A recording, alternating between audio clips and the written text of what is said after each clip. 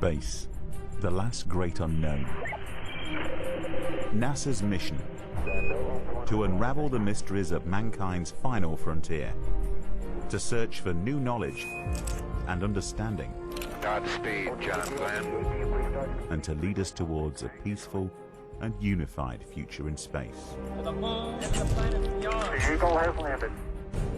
This two-part film will explore 10 of NASA's greatest achievements in space and science, and reveal how they are responsible for continually shaping the way we live our lives on Earth and how we view our place in the universe.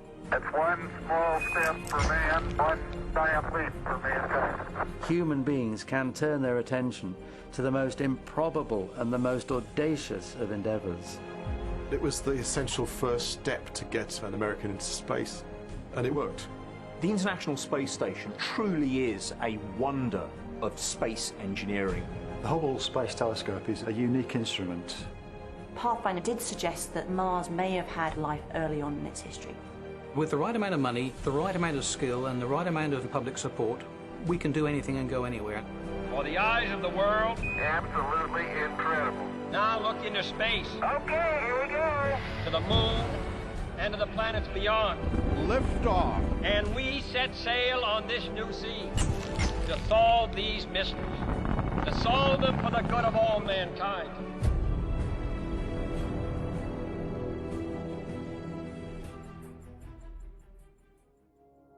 Last time in part 1, we saw how Alan Shepard launched to become America's first astronaut. Freedom 7 with astronaut Alan B. Shepard reports all systems go. How NASA handled the triumphs and challenges of Ed White's Gemini spacewalk. Beautiful job. The legacy of the Pathfinder rover and its continued influence on the exploration of Mars. The planetary and deep space discoveries of the Voyager program.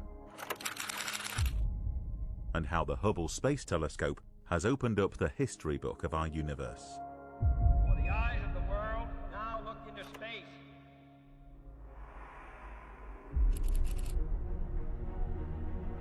Apollo 8 was NASA's first mission to attempt to fly humans to the moon and back, and arguably the boldest decision ever made in the history of human exploration. Facing serious speculation that the Soviet Union were preparing to send cosmonauts to the moon, NASA decided to reassign Apollo 8 to keep the US ahead of the Soviets in the space race. Instead of their planned Earth orbit mission, the three-man crew of Apollo 8 would now fly across the vast ocean of space, orbit the moon, and hopefully return safely to the Earth. Apollo 8 was a very brave mission. They were going to go up to the moon and round the moon, which means for the first time, humans were going to go outside the area of influence of the Earth. You know, not on the Earth, not orbiting the Earth, they were going to go and orbit the moon. Apollo 8 was the most audacious human spaceflight mission in history.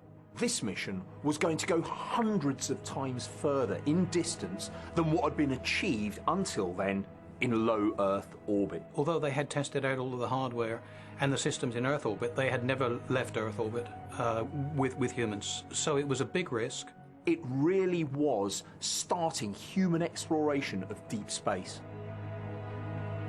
With its new circumlunar objective, not only could Apollo 8 keep the US ahead in the space race, but meet some significant technical milestones for NASA.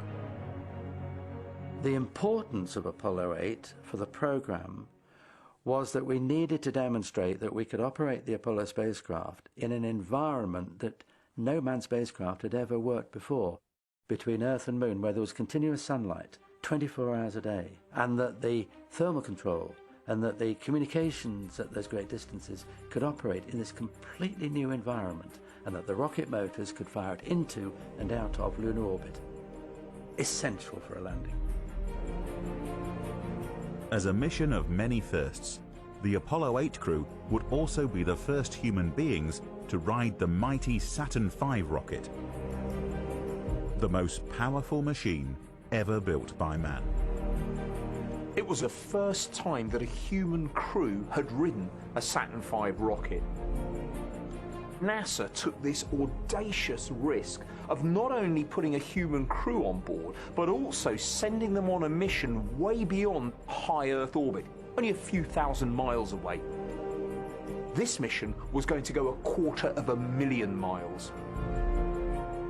NASA's updated schedule left Apollo 8 astronauts Frank Borman, Jim Lovell, and Bill Anders preparing for a new mission that would launch almost 3 months earlier than planned. But by December 1968, Apollo 8 was ready to make history. This was a real leap in many, many ways. And with Borman, Lovell and Anders, they had a phenomenal team. They really captured the imagination. We now have a report that the liquid hydrogen tank on the third stage is pressurized at this time as we come up on the 60-second mark on a flight to the moon. The vehicle now is completely pressurized. 45 seconds, final reports coming from Frank Borman aboard the spacecraft. T-minus 15, 14, 13, 12, 11, 10, 9. We have ignition sequence start. The engines are armed. 4, 3, 2, 1. We have liftoff.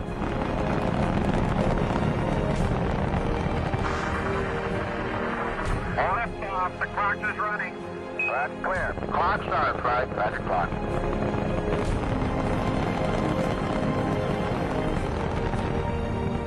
The tower is clear. Apollo 8, you're looking good. Roger. The weight of a warship lifting into the air. It was just an enormous machine. It was a phenomenal thing to watch. Apollo 8, Houston, your trajectory and guidance are go, over. Thank you, Michael. Yeah, you're looking real good, Mike.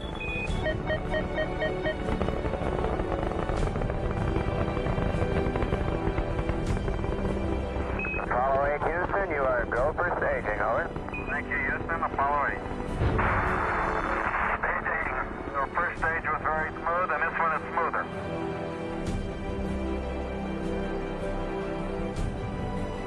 Apollo 8, you are go for TLI, over. We're go for TLI.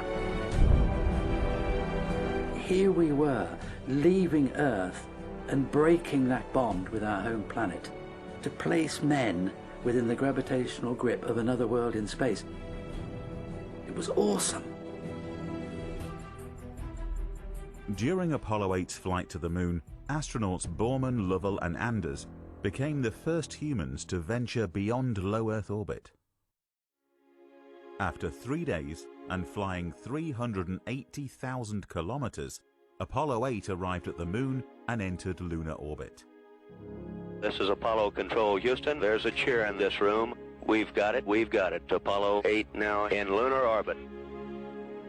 Apollo 8, Houston, what does the old moon look like from 60 miles, over? The moon is essentially gray. No color. You can see quite a bit of detail. The craters are all rounded off. There's quite a few of them. Roger, understand. One of Apollo 8's main objectives was the reconnaissance of NASA's planned landing sites, and over the next 20 hours, the crew collected 700 photographs of the lunar surface in never-before-seen detail.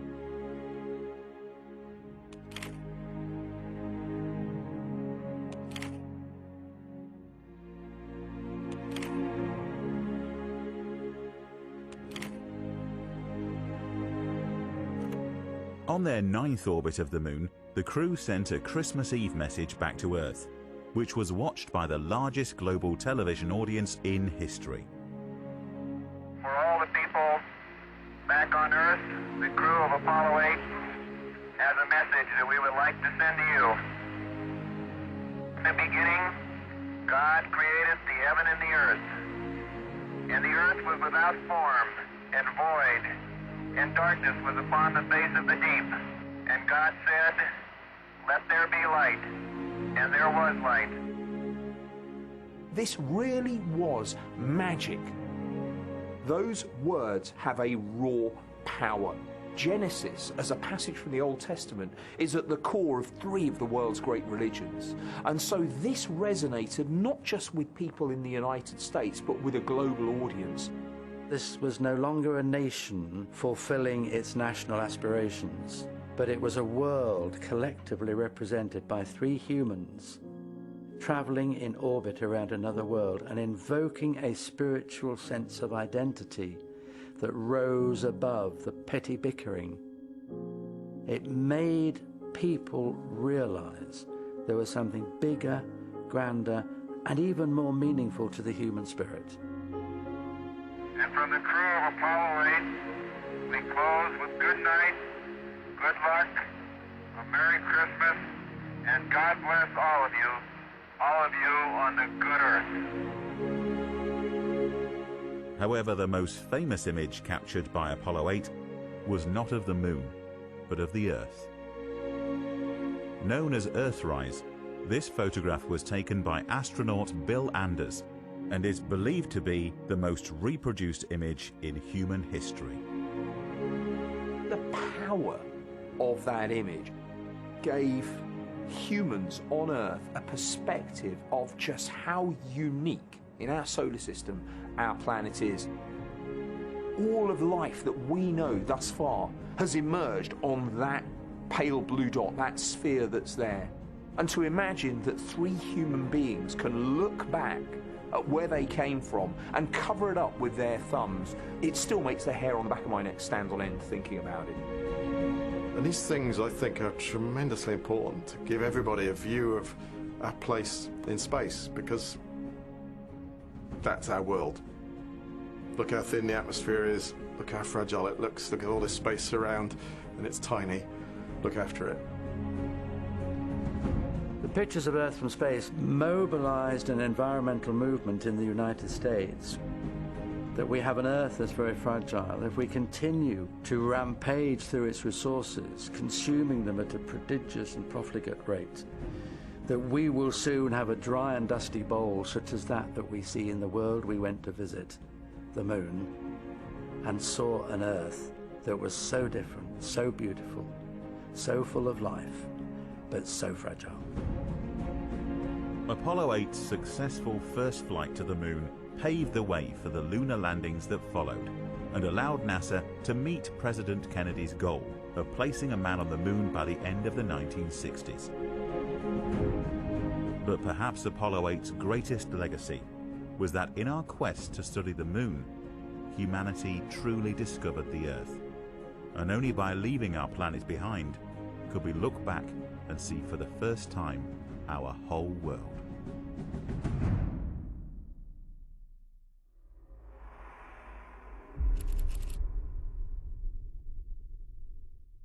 NASA's space shuttle represented the first vehicle in a new breed of spacecraft based off a radically new approach to space travel. The plan to replace the costly method of launching manned capsules on expendable rocket boosters with a reusable spacecraft. Not only would such a vehicle reduce the cost of space exploration, increasing America's access to Earth orbit, but it could also support NASA's ambitious future of permanently manned space stations. The shuttle was conceived as a reusable launch vehicle when it was obvious that throwing these rockets away after only one use was going to be unsustainable. If the flight rates went up and up and up, it would bankrupt the space program. The cost of getting to space has always been very expensive, and the idea was to build something that you could bring back, whether it was with cargo or whether it was astronauts. And that ought to reduce the price to orbit per kilogram by a factor of 10. Long before the first landing on the moon, people were looking to the future and realizing that if we had space stations, we'd need to routinely go back and forth on a regular basis. And so we needed some kind of vehicle that was reusable. And then people became aware that, well, if you've got a vehicle that can do that, it can maybe launch small satellites. And then when it became apparent that maybe we wanted to build a space station incrementally through separate modules assembled on a pay-as-you-go basis, rather than one giant space station launched on a super booster, you could do that with shuttle. The design of the space shuttle resembled that of a conventional aircraft, with 2 wings and a tail. In this configuration, the shuttle was more like a space plane that could glide back to Earth, land on a runway, and be readied for its next mission.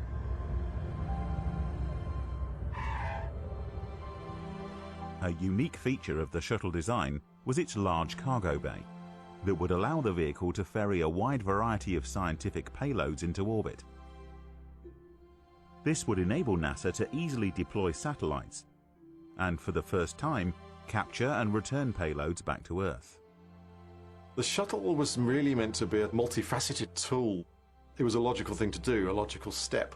In particular, you're looking for a tool that you could use to mend spacecraft, a tool that you could use to service an international space station, for example, or any space station. You could launch things from it. Myself personally, I was involved with a thing called the Solar Maximum mission, which was the first in-orbit repair of a spacecraft. You couldn't have done that any other way, sensibly. You had a machine that could get up there, literally grab the spacecraft, pull it into the cargo bay, people could work on it, and you could relaunch it. And it's done all of those things over the years and done them brilliantly.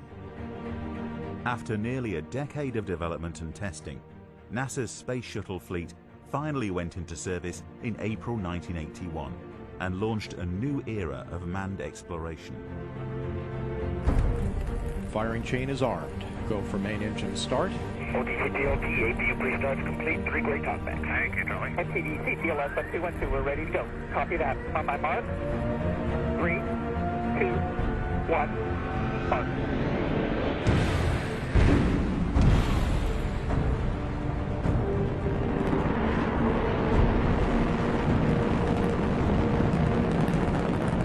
Two, 1, 0, and lift off.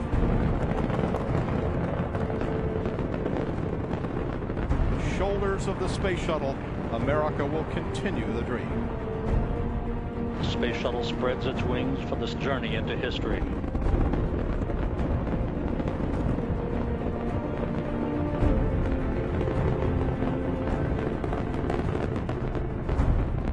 Roll program. Roger, roll, Discovery. Roll program complete. 4.5 million pounds of hardware and humans. Heads down, wings level on the proper alignment for its 8.5-minute ride to orbit. Go with throttle up. Roger, go with throttle up. The space shuttle's traveling almost 2,600 miles an hour, 21 miles in altitude, 24 miles downrange. Standing by for solid rocket booster separation.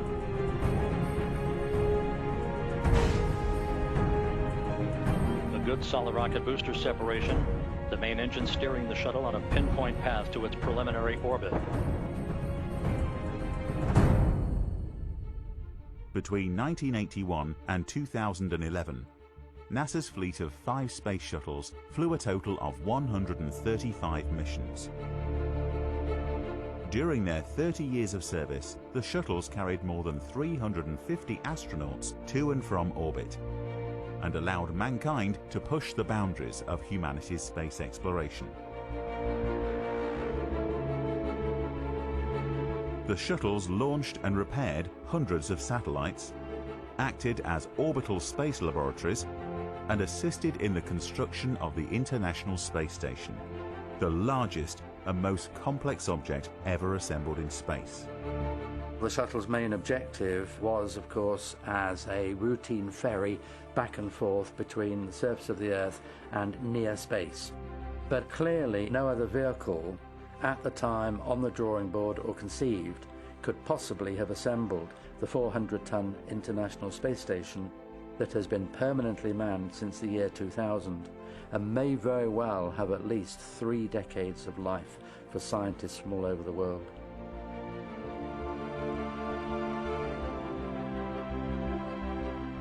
Despite NASA's supreme efforts, the shuttle program did not make space travel as frequent or affordable as predicted.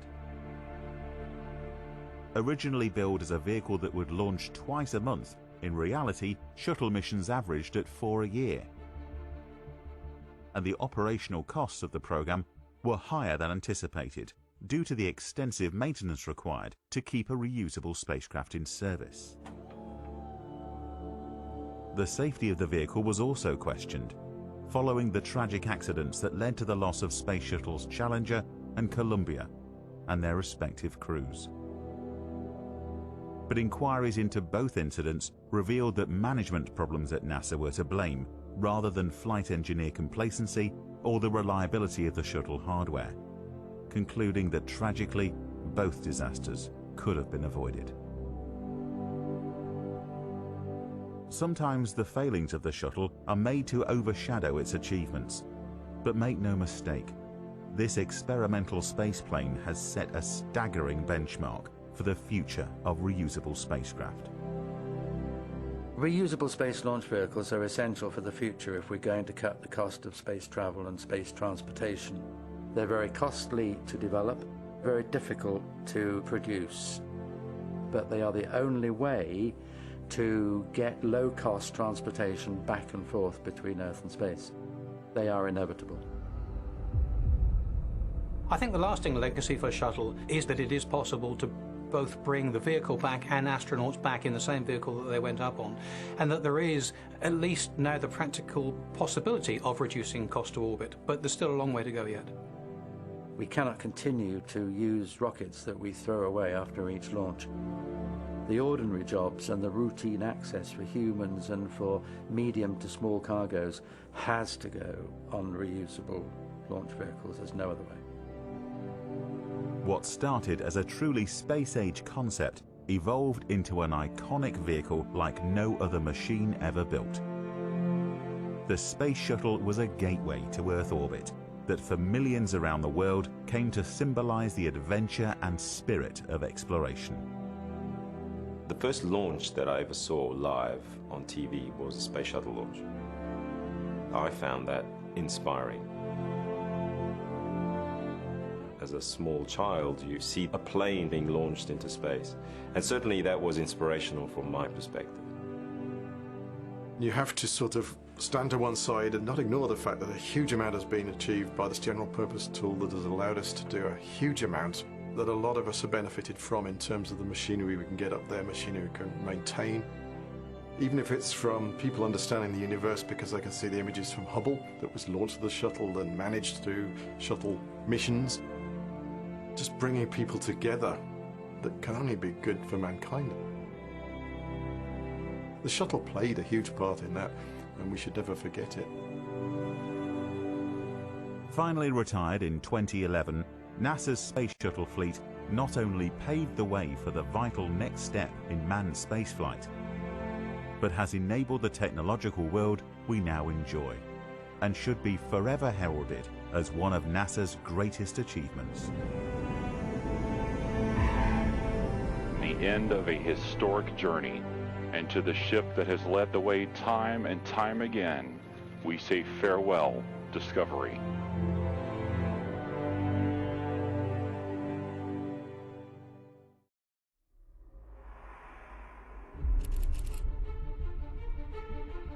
The International Space Station is a habitable space laboratory parked in low Earth orbit and the greatest international collaboration in the history of human space exploration.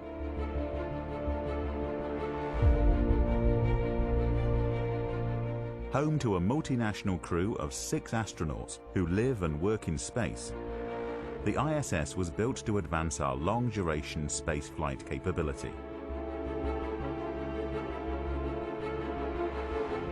But despite being the blueprint for global space cooperation, the International Space Station has its origins deep in the Cold War. Back in the 1980s, relations between the Soviet Union and the United States were still pretty much in a deep freeze. Now, NASA had plans for its own space station, Freedom, but the budgets were ballooning. And NASA realized that its aspirations for having a long-duration capability for spaceflight were going to be pretty much on the shelf for as long as the shuttle program was going on. At the same time, the Soviet Union had spectacularly built up human spaceflight experience through the series of Salyut space stations culminating in the Mir program. NASA had done nothing like this since Skylab in the early 1970s. Although the Skylab program had been a resounding success for NASA, the agency was in desperate need of space station freedom to advance its orbital operations. But when the Soviet Union collapsed at the beginning of the 1990s, it gave NASA a golden opportunity to support and collaborate with the new Russian space agency. And in 1993, plans for space station freedom were merged with Russia's proposed Mir-2 project to form the first international space station program.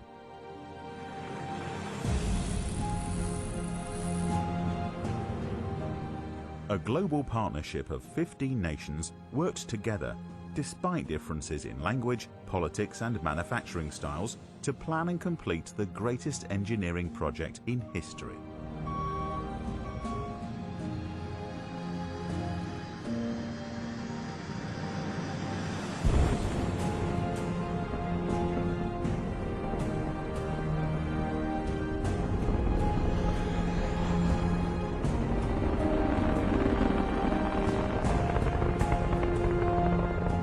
The International Space Station truly is a wonder of space engineering when it comes down to human spaceflight. And the first components were launched in 1998.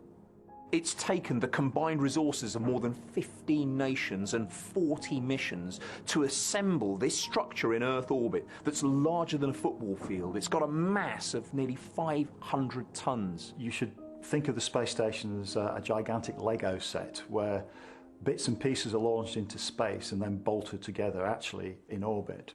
It's far too big to be launched from the ground, and we actually don't have a launch vehicle that's physically capable of taking that whole structure into space on its own.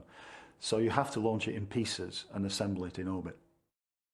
The modular design of the International Space Station has allowed different bays and components to be engineered and manufactured by 5 different space agencies around the world. This unprecedented technological and political partnership sees Russian, Japanese, European and Canadian space agencies working alongside NASA to operate and service the ISS. The international nature of the space station is probably the greatest success as a program rather than an individual mission or event that NASA has ever achieved, to bring together the nations of the world to what is now the full International Space Station, populated with former Cold War adversaries coming together to do science.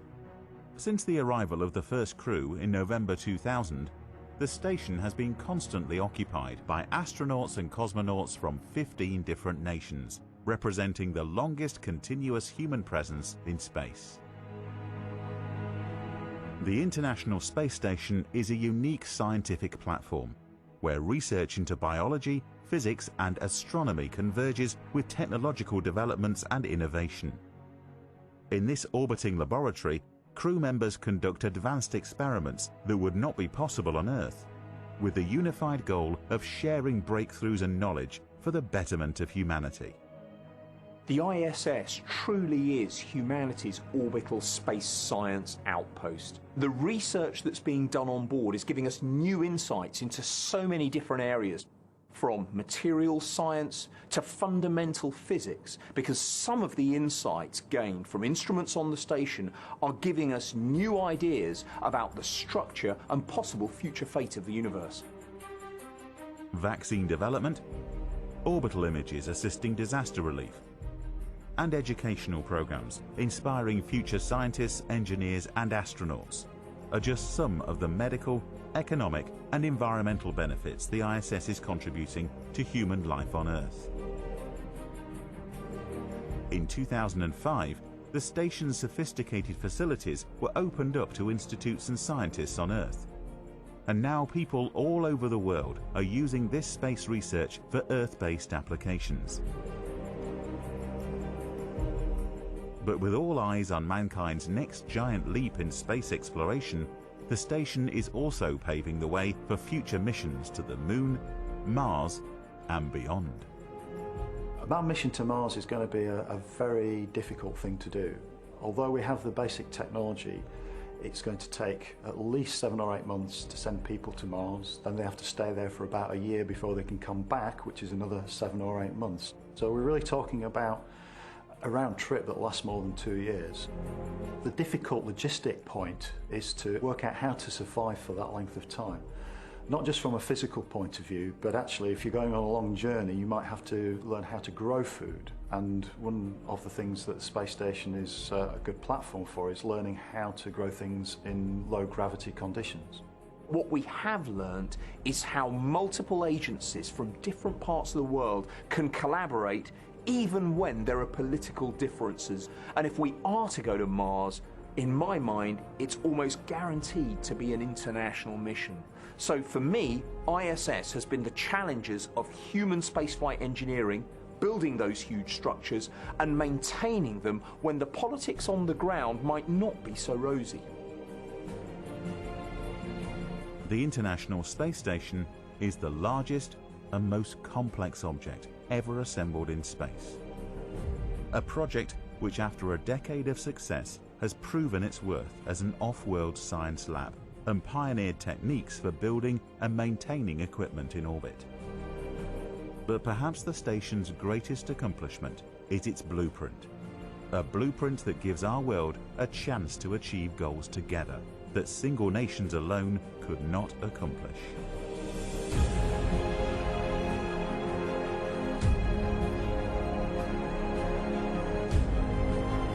The legacy of what was achieved in the International Space Station is that despite political difficulties, despite uncertainties between partners of the International Space Station, that continues to be a committed preserve where we all get on with each other and work for the common scientific interests.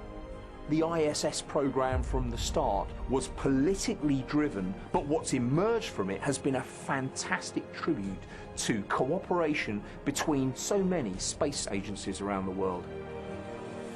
You cannot now put the genie back in the bottle.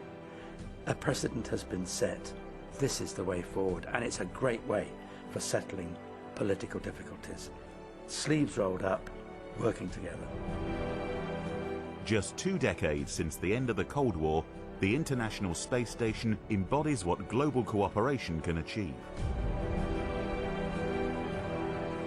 The ISS is humanity's first firm foothold for life in space.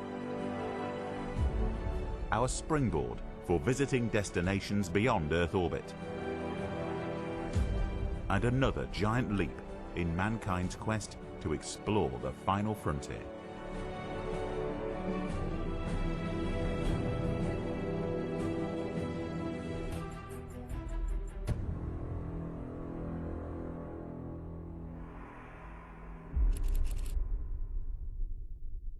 The Apollo lunar space program is cemented in time for the scale of its ambition and accomplishments. But one of the greatest moments in NASA's history was so nearly its worst. In April 1970, the Apollo program was in full swing.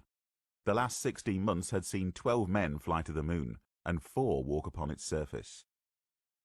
And astronauts Fred Hayes and Jack Swigert were training alongside Apollo 13 commander and veteran astronaut Jim Lovell for NASA's most ambitious mission yet. Apollo 13 really went to take a step further than the previous 2 Apollos that had been on the moon. They had landed in areas called mare, these sort of flat plains, so you only looked at the rocks that were right on the surface. And there's a lot of interest in what's happening down below the surface of those mare. So Apollo 13's aim was to go to an impact crater where some huge collision had happened with an asteroid. That impact had thrown material out, and it dug it up from lower regions of the crust. And Apollo 13 was targeted to try and get to rocks that were characteristic of a different age of the moon compared to Apollo 12. Apollo 13 launched to explore the moon and follow in the successful lunar footprints of Apollos 11 and 12. But just 56 hours into the mission, the spacecraft suffered a devastating malfunction. Apollo 13, Houston, we'd like you to stir up your cryo tanks. Okay. Stand by. A about 56 hours, all three of us heard a rather large bang, just one bang. Okay, Houston, we've had a problem here. This is Houston. Say again, please. Houston, we've had a problem. Stand by, they got a problem. We got more than a problem. Okay, listen, you guys. Fuel cells 1 and 3 are offline. All right, that's what we're reading. When an onboard oxygen tank ruptured, 2 of the spacecraft's 3 fuel cells began bleeding precious power. We gotta get a pressure readout on that thing. O2 quantity number 2 is 0. That's the end right there. I can't believe that. The mood in mission control was immediately one of disbelief. I have absolutely no clue to what happened. Something happened to the fuel cells in the oxygen tank. And when I looked up and saw both oxygen pressures, one absolutely 0 and the other one going down, it dawned on me, and I'm sure Jack and Fred about the same time, that we were indeed in serious trouble. It looks to me that we are venting something out into space. It's a gas of some sort. Roger, we copy your venting. Not only is oxygen vital to keep the crew alive, but the spacecraft's 3 fuel cells could not generate power without it. It was quite apparent to me that it was just a question of time that the command module was going to be dead. We're still 70 to 80 hours away from the Earth. Without power, the spacecraft would shut down. Communication systems would die, and the crew would be stranded in space. Within 2 hours, the 3rd fuel cell had to be shut down. That's the only means of electrical power for everything needed to get the crew back to Earth alive. 200,000 miles from Earth and trapped in a dying spacecraft, the crew of Apollo 13 faced a life and death crisis. NASA had just one chance to bring their men safely home. We knew that the command module was going to lose power. The only way to survive the situation was to transfer to the lunar module, and we started going through procedures to get power on. The initial reaction was stabilization, to get the whole mission stable so that we could at least buy a bit of time. Assign people to study how we keep the crew alive and how we keep our options open. With its own independent life support, power and communication systems, the lunar module could act as a lifeboat. But with only a 45-hour lifespan intended for a 2-man crew, NASA ground teams had to work around the clock to keep 3 men alive for the 90-hour flight back to Earth. The main difficulty that the astronauts had is they were losing power all the time, and they had to find a way of maintaining power for the whole duration of the flight. To support 3 men for 3.5 days, the whole way in which it was operated had to change. To combat the astronauts' dwindling consumables, NASA instructed the crew to power down the lunar module, preserving the spacecraft's limited water and electricity supply. However, the crew suffered serious dehydration, and the temperature inside the lunar module plummeted. It was sort of a chilling coldness. The walls were perspiring, the windows were completely wet, and it wasn't too healthy. I recall that it was like reaching into the freezer for the food. There was ice forming on the inside of the windows. The crew were beginning to suffer under those appalling conditions. It was a dire state. It was a real emergency situation. The survival of the crew was further jeopardized by the looming problem of carbon dioxide buildup on board the spacecraft. When you breathe oxygen, you exhale carbon dioxide. And that carbon dioxide, if you don't do anything about it, builds up in the sealed environment of the space capsule and becomes a poison. Lithium hydroxide canisters were used to scrub the air supply of carbon dioxide. But with the commander module powered down, the lunar module's scrubbing system was being overworked, only designed to support 2 men for 2 days, not 3 men for 4 days. It wasn't possible to take the lithium hydroxide crystals from the command module and place them in the lunar module because the shapes were different. The command module canisters were square cross-section, and believe it or not, the ones in the LEM were round cross-section. This was a very serious problem. I mean, it could easily have been the end of the rescue mission had they not solved it. NASA had just hours to engineer a system that patched the square canisters into the lunar module life support system, using only what the astronauts had available to them. So we're talking about duct tape, plastic bags, pairs of scissors. And what had to happen in mission control is a complete set of flight instructions had to be devised for the crew so that operating in almost 0 centigrade conditions in a spacecraft deprived of virtually all of its electrical power, the crew had to build this material knowing that if they didn't get it right, they were going to be dead before they returned to Earth. The ground read us up a procedure in order to adapt some of the canisters, and as they read this thing up, Jim and I constructed one of these things. Cut a piece of tape this long, put it up there, do this, do that. It worked a treat, you know. Within an hour of switching it on, the carbon dioxide levels were way down, and they were through that really serious consumable problem. There were moments when I didn't know how much consumables we had, whether we could make it back or not, but in a situation like that, there's only one thing you can do. You just keep going, and you just keep thinking up where you can get more consumables. And so that's exactly what we did. It is without question that one of NASA's greatest triumphs during the Apollo 13 rescue was the way Mission Control successfully stretched out the dwindling life support consumables. Had these consumables not been monitored and economized as accurately, the mission and the crew would have been lost. In the entire history of human spaceflight dating back to 1961, Apollo 13 was the most dangerous episode in which the crew has successfully survived. And there's one whole side of that spaceship missing. The whole panel is blown out from the base to the engine. Copy that. What happened in Mission Control and by the crew themselves showed that the NASA spirit at the time was absolutely up to the challenge, not only of getting human beings to the moon, but returning them to Earth safely when you've got multiple emergencies coming up that are threatening your crew's survival again and again and again. Extremely loud applause as Apollo 13 comes through loud and clear on the television display here. I regard Apollo 13 as an immensely impressive example of engineering. The systems engineering, the organizational engineering was so solid, was so intelligent, was so well structured that when the accident happened, the organization was found totally capable of dealing with it. And I can't imagine why anybody would want to be anything other than an engineer. Failure is not an option. And it was that idea that we could prevail.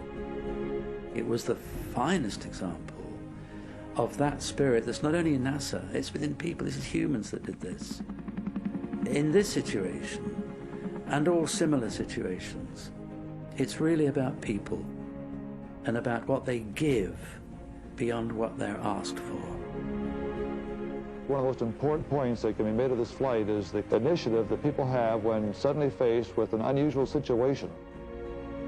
I think it's amazing the way that people can respond so fast to get this job done. The safe return of the Apollo 13 crew is a testament to the caliber and dedication of the engineers and astronauts of the Apollo lunar program, and is universally regarded as NASA's finest hour.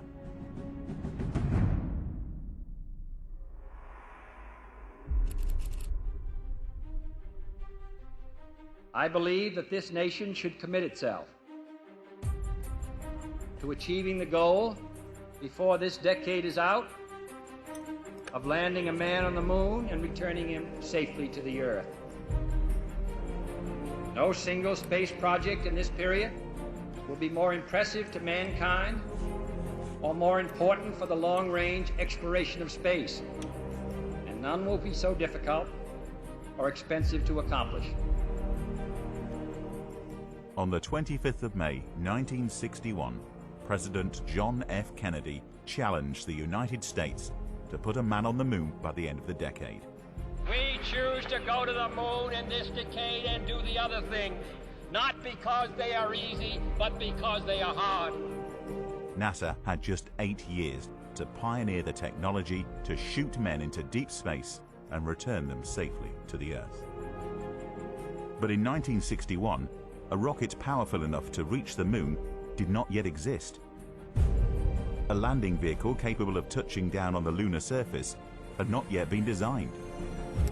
Spacesuit technology was in its infancy, and it was not even known whether humans could survive in the vacuum of space. In 1961, walking on the moon was science fiction, but by 1970, it had to be science fact. What followed was one of the most intense and unified national efforts the world has ever known, and the greatest engineering challenge in the history of mankind.